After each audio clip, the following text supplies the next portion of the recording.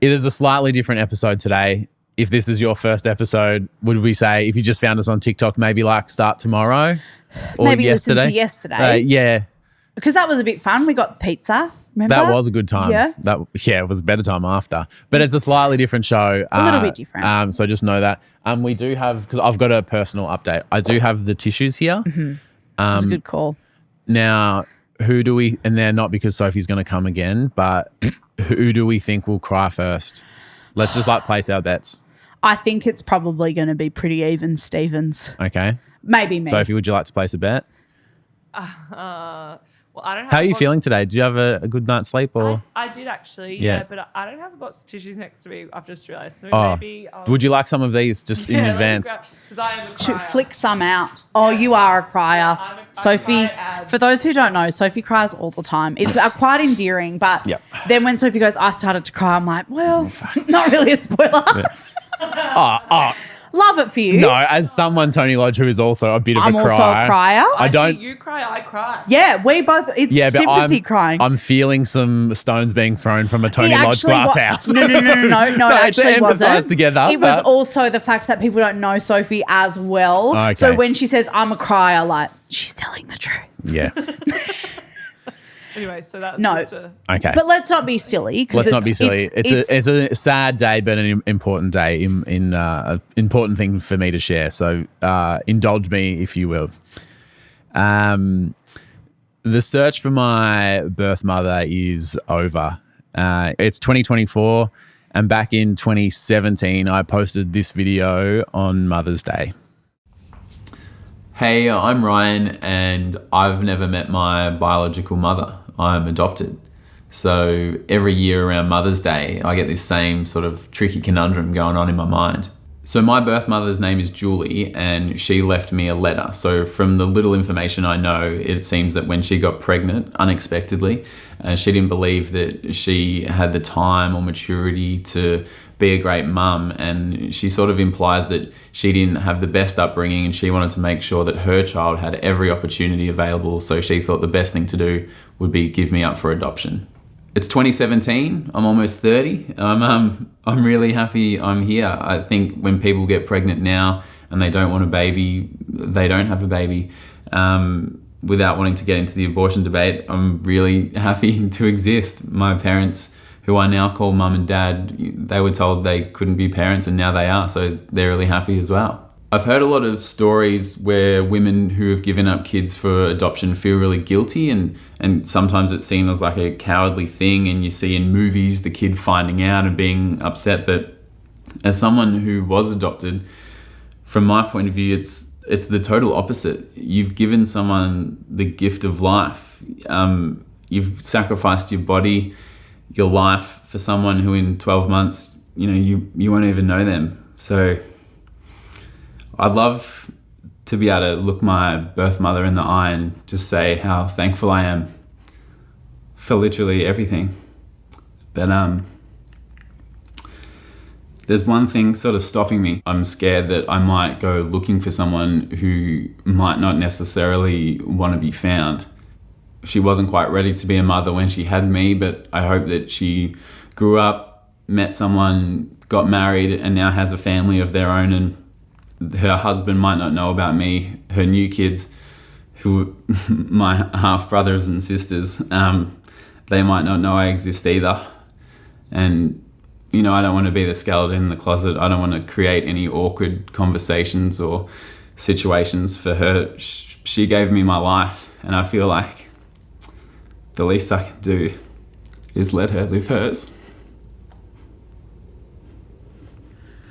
So if this video gets shared around enough and my birth mother views it, I don't expect anything from you. I don't need you to do anything or contact me. I just wanted to say thank you for everything, and I hope you have a great Mother's Day.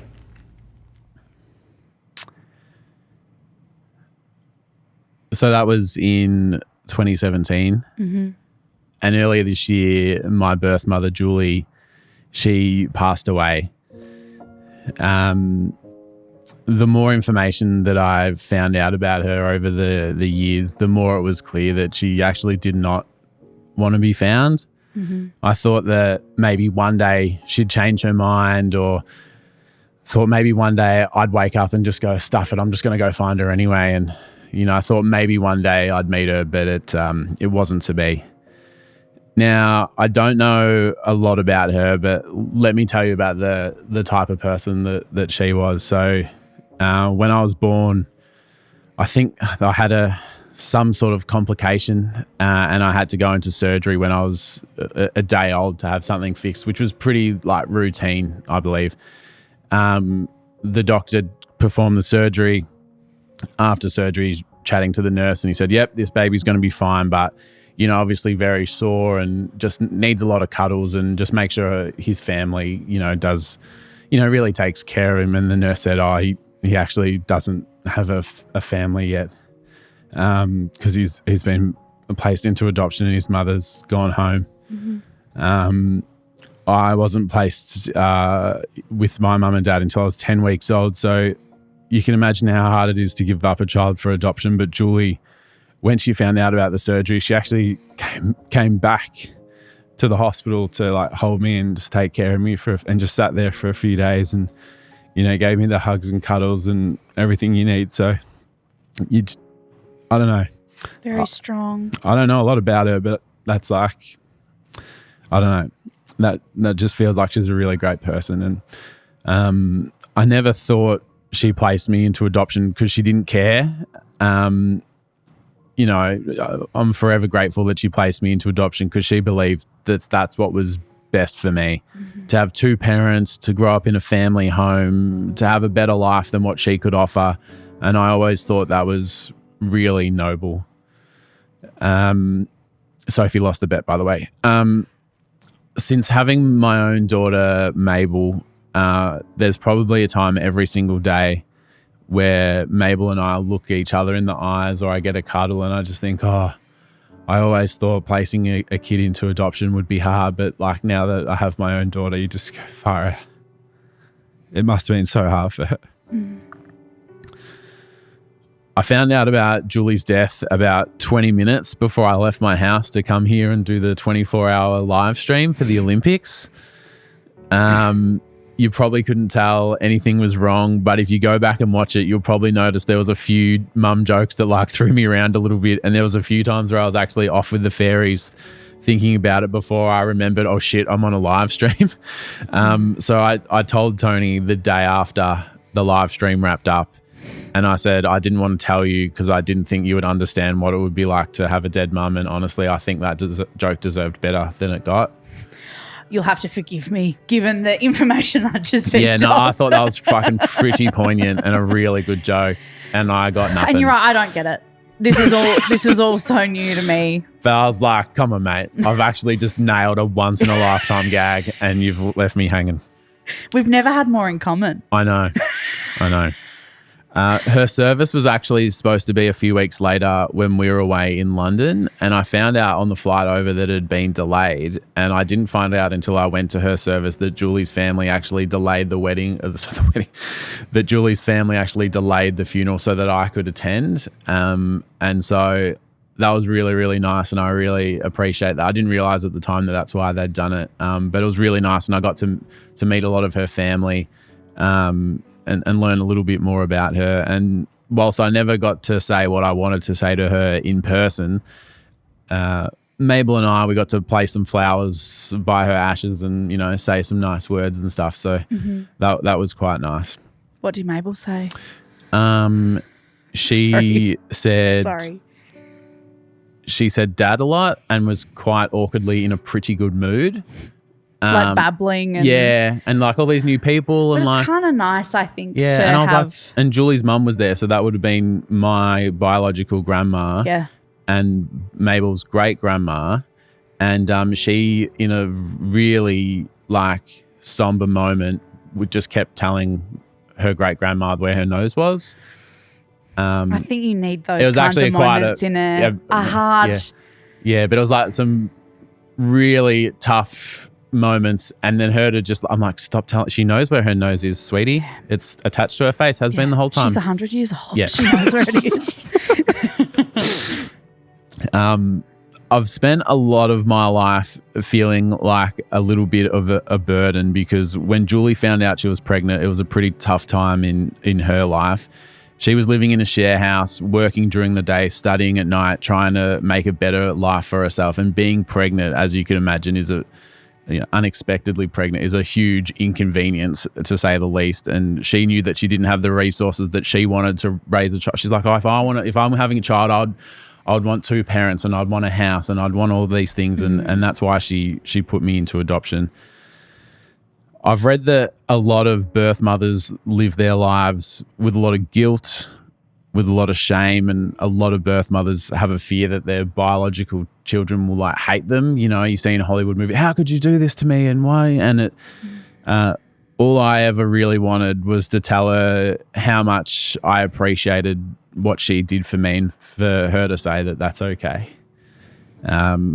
She made this decision to give me a better life, but I've always felt a lot of pressure to then go and have a better life, because she went through all this pain and made a huge decision for me. And I feel like I've always had to do something to make it all worth it.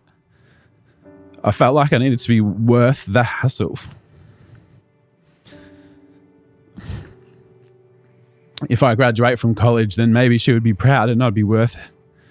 If I played volleyball for Australia, maybe she'd be proud and I'd be worth it.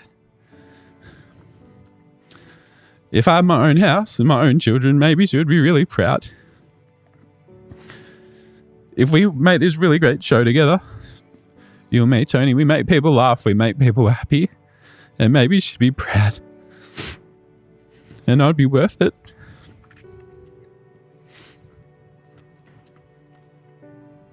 I just wanted her to say that she was proud of me and that I was worth the hassle.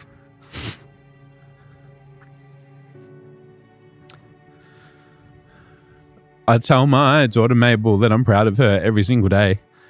She doesn't even know what it means. And by the time she does, I probably will have said it so many times it'll probably have lost all meaning.